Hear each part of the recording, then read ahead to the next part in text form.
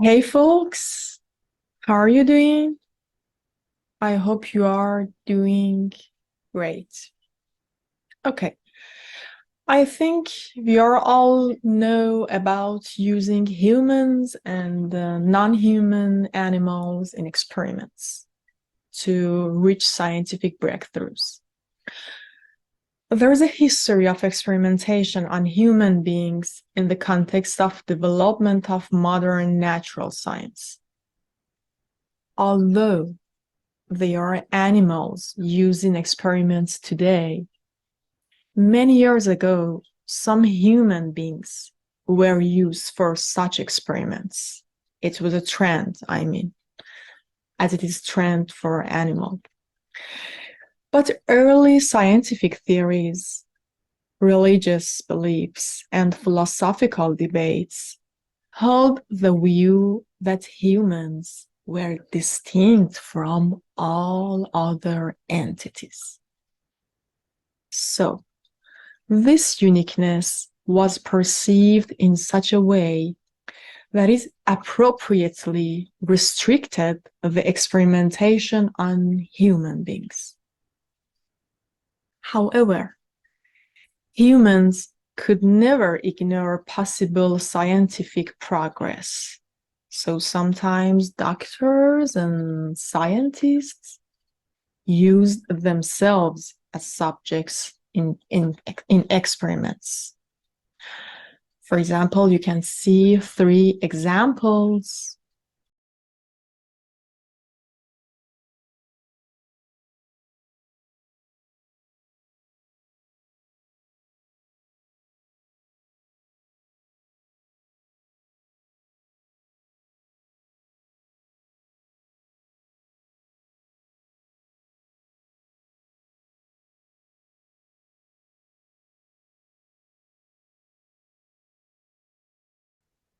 But these kind of experiments were not systematic. The systematic ones were on enslaved people or the poor. This part is really crucial. This coincided with the development of the new science of anthropology that Europeans used to study non-European peoples. Generally speaking, human experimentation was initially undertaken on humans who were often considered uncivilized, if not less than human.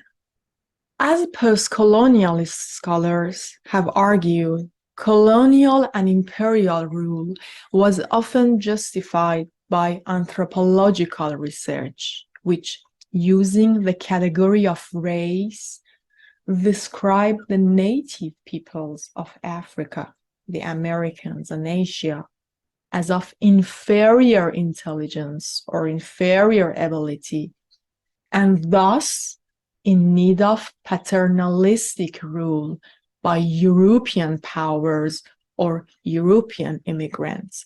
So inferior is a really crucial keyword in this regard. But it's really important and interesting that this was paradoxical. This paradox is so uncanny. The experimentation was done on less than humans, even though they were assumed to be human enough to apply the results to real humans.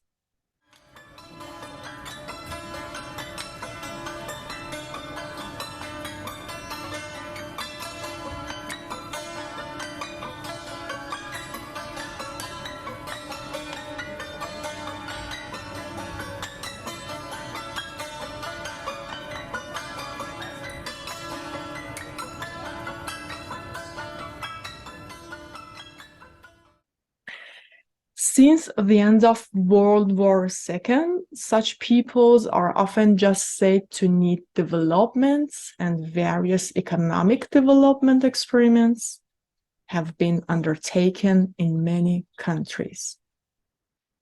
So please keep in mind the keywords inferior intelligence, inferior ability, racially inferior, and species inferior. The last one can be applied for non-human animals, actually.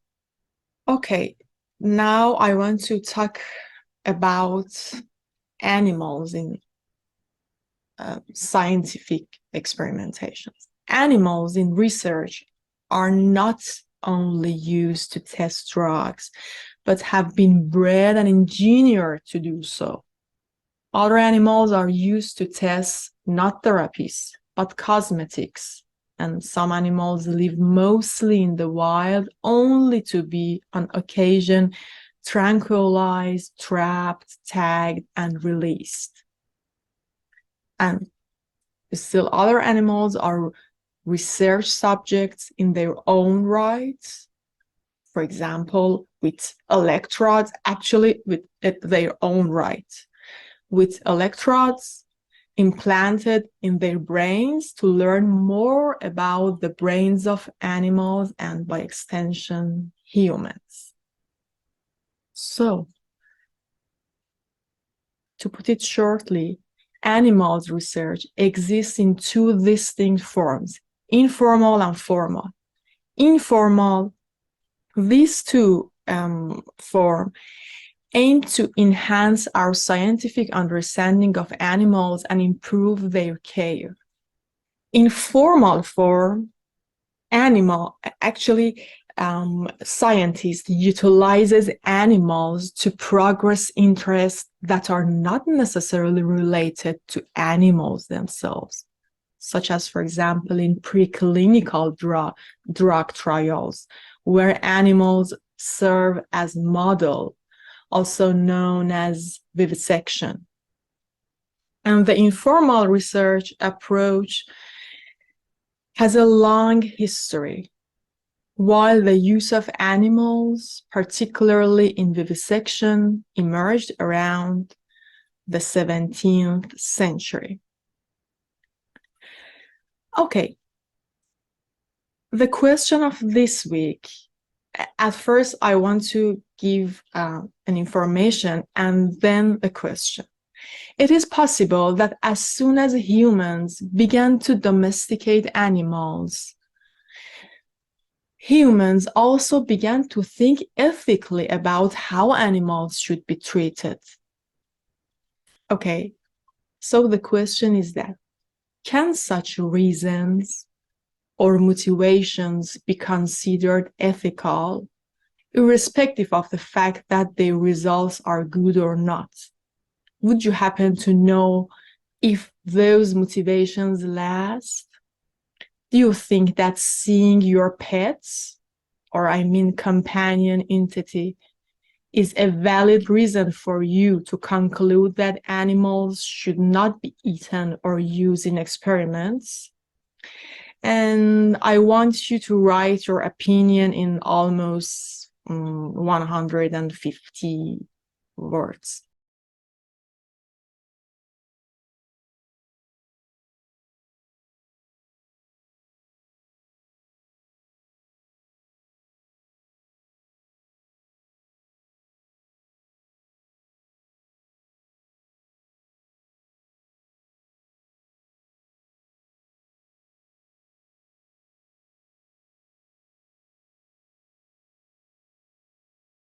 Okay, I have a video for you from Timothy Merton.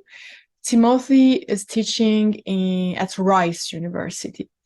This video can help you answer this question, but not directly. Implicitly can help you. Actually, Timothy talks about a particular mentality and mindset that can be detrimental.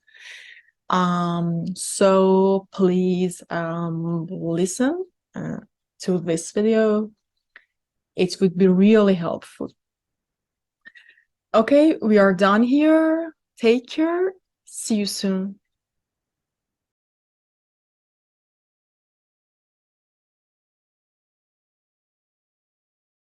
The most important thing to emphasize is that the ecological future that we're entering must be a future where we increase and enhance and produce new forms of pleasure.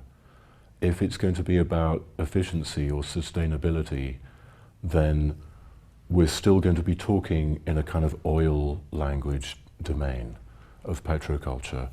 And that would be a shame. Like if we gave up using fossil fuels, but we retained the fossil fuel mentality, which is basically to do with the fact that oil is a toxic, precious resource. You have to be very careful with it, you know. And what a shame. You know, and as Goebbels said, you know, when I hear the word culture, I reach for my gun. When I hear the word sustainability, I reach for my sunscreen. I don't understand why we have to sustain something that is clearly violent. I don't see why. And the whole notion of sustaining suggests the idea that things can keep going on and on and on, and I profoundly reject the idea that going on and on and on is what existing means. And in fact, this brings us to another dangerous concept, which is the notion of survival. In the name of this concept, so many life forms, including obviously human beings, get destroyed, deported, burned, executed, tortured. I mean, it's a bad, bad, bad concept, and somehow ecological reality can't just be about surviving. It has to be about another kind of life that isn't completely opposed to death, right? Now, the point about art is that it's very much an evocation of the fragility of things. When I experience art, I'm in a kind of almost telepathic-like mind meld with another being that probably isn't human, probably isn't sentient. Maybe it's a painting, you know, maybe it isn't even alive in the technical sense. In some way, this relationship is very fragile because if one of us were to get too excited, the other one would be killed. I mean, I went to see My Bloody Valentine 2 years ago, and there's a point in the gig where they play the most incredible oral assault you ever heard for 17 minutes, louder than everything they were already playing. Everyone's wearing earplugs. People were throwing up, fainting, running out of the room, but you wanted to be there because it was beautiful, right? And this kind of pleasure-pain threshold is very, very ambiguous, yeah? And you begin to realize that if you actually literally turned up the music, it would kill you. If it went to a certain decibel level, it would actually take your body apart. And that's a good way of thinking about art. If the art was somehow turned up to 11, it could envelop you, it could destroy you, or you could eat it. I mean, you could take a spoonful of it and, you know, so either way, you know, then that relationship disappears, right? So the art experience for me is a little tiny light on your cockpit kind of dashboard that says, warning, death imminent, death is possible, right? It's like a fragility light. And I feel like we need very much to include this little tiny dot of death experience in the concept of life, and also in the concept of how we do art. That doesn't mean that we should go around destroying things. It's the opposite, because to me, life is intrinsically fragile, you know, because beings are intrinsically ambiguous, and therefore what's beautiful about this exhibition and what's beautiful about the festival is that it was not in the key of oil, it was not in the key of survival, it was not in the key of things going on and on forever. It was in the key of many different kinds of pleasure coexisting. Sometimes the pleasure expanding one's capacity to feel pleasure to the point where it could become ambiguous, right? So that the threshold between pleasure and pain you start to see, or, you know, pain could be not just physical pain, but some kind of feeling of exposure or being confronted or being embarrassed or something like that, right? And how somehow the art is almost training us to not just tolerate but appreciate more and more layers of ambiguity, and I think that's a very powerful ethical act, especially because art is a non-human being. A work of art is a non-human being, and so if you can do this with a work of art, you can also do this with a spider. Pretty much every artwork in the show addressed some notion of quirky. To me, there was no one particular work that stood out, but perhaps I'm going to use a couple to talk about. I might use Speler's work with the shadow on the cress, and I might also use the Becoming Plant Witch Machine gynecological art, because to me those works were very much about having more than a conversation with non-human beings in ways that opened up interesting pathways of pleasure that were also ambiguous. You know, if you're going to stand there letting your shadow be cast for hours and hours and hours and impress upon the cress as it grows the form of your body, in a way what you're doing is you're becoming the Empire State Building in Andy Warhol's Empire State movie, right? And the cress is the celluloid, and you are in fact making a film, is what you are in fact doing. And in the same way, the folds and surfaces of the body in the gynecological art also become kind of celluloid for some kind of film-like motion. It's the fact that things are always moving that interests me, not because they're being pushed, but because they're intrinsically flickering without being pushed. And we know this now from quantum theoretical experiments, but it's also true in general, which is why the quantum theoretical experiments can happen. And I think this quivering is exactly the kind of quirkiness, you could describe it as that, because what it is in fact is the way an object, and when I say object I mean any entity at all, Tim, black hole, pen, cup of coffee, quasar, spider, right? Any entity is a deviation from itself constantly. The way it appears is always deviating from what it is, and the way, and appears here also means how it can be accessed. It's always a little bit deviating from what it is. Nevertheless, the appearance of the spider is a spider appearance. It's not an octopus. It's a spider, you know? And so there's this beautiful paradox in reality that, in fact, that kind of quirky, deviant ambiguity is in fact a signal of some kind of ontological accuracy, yeah? And I feel like the kind of diversity in the biggest sense of that word of the show was very beautifully interfaced with the intrinsic biodiversity of the biosphere, which is the important thing to remember about it. The one concept that so far has made it into international speech through Agenda 21 of the 1990 Earth Summit in Rio, this notion of biodiversity.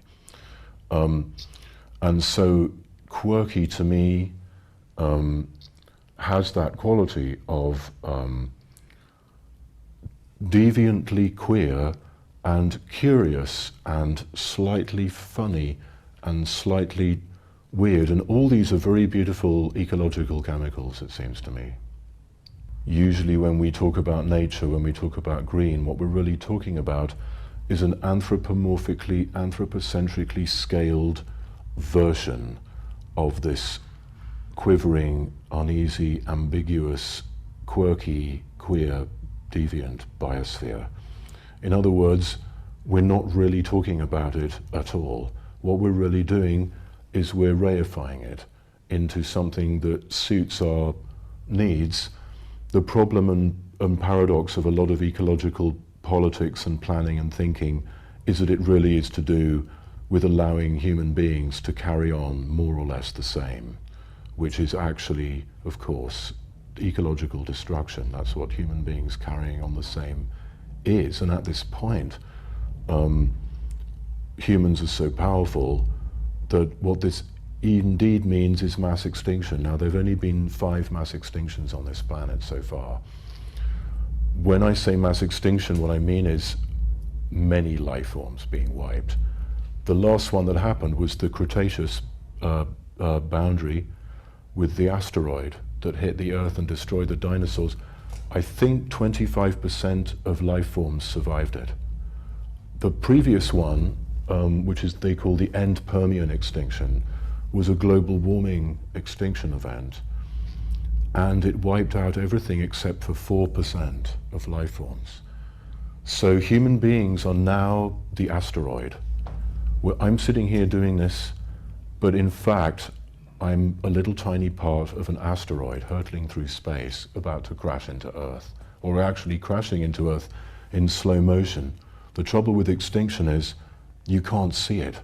It's a hyperobject. You can't actually point to species disappearing. It's a real scientific problem.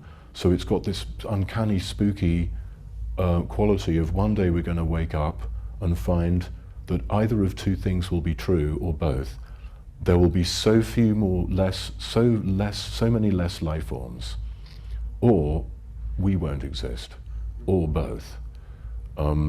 This whole myth of the world without us, that we can somehow project into an imaginary future and look back with a kind of schadenfreude on our own stupid mistakes, is a kind of imaginary continuation of the stupid mistake, which is that we can somehow stand outside of stuff and watch it. And if there really was a world without humans at this point, humans are so chemically entangled with the biosphere that that would mean either everything else went extinct almost, or we went extinct, or both. It's not cool. Or we're about to go extinct, right? Not we went extinct, but we're about to go extinct. So approaching non-human beings doesn't mean deleting humans somehow. It means including humans as a life form among other life forms. And that means going way, way beyond green, for sure. Even if we're completely fucked, I'm still going to party like it's 1999. There's no ethical goodness in just rolling over, going into the fetal position and playing dead. Because why? Because, like I was just saying, we are a life form among other life forms, and if we roll over and play dead, it means everything goes extinct at this point. So whether or not everything goes wrong, something needs to happen. It's rather like in the Samuel Beckett story where he says, I can't go on, I must go on, I'll go on. But I think with a little bit more juice in it than maybe Beckett liked to say, the way he liked to say it. Art for me is thought from the future that hasn't yet been thought yet. Art is always radically open to future-ness, or sort of futurality, a kind of radically unpredictable future that provides the logical basis for predictable futures. And so art, in that sense, isn't just a representation of the future. It is, in fact, a kind of software or activation device or magic, because it is, in fact, directly tampering with cause and effect. If we are to believe the last 200 years of Western philosophy, this is actually a perfectly normal thing to say, that causality is not a kind of machine-like process churning away underneath appearances. Causality is in the appearance realm, and what do we normally call this appearance realm? We call it the aesthetic dimension. And it's very, very obvious that when you do art, you are messing with cause and effect. You take some yellow paint, you take it out of the pot, you take a brush, you put it over there. Those are actions. You go and look at it. That's an action, that's cause and effect. That's not just looking at a representation. So art isn't simply a utopian picture, it is a kind of futurality activation device. So we need to be a little careful what kind of futurality devices we're making, because they really work. And this exhibition and festival really, really worked.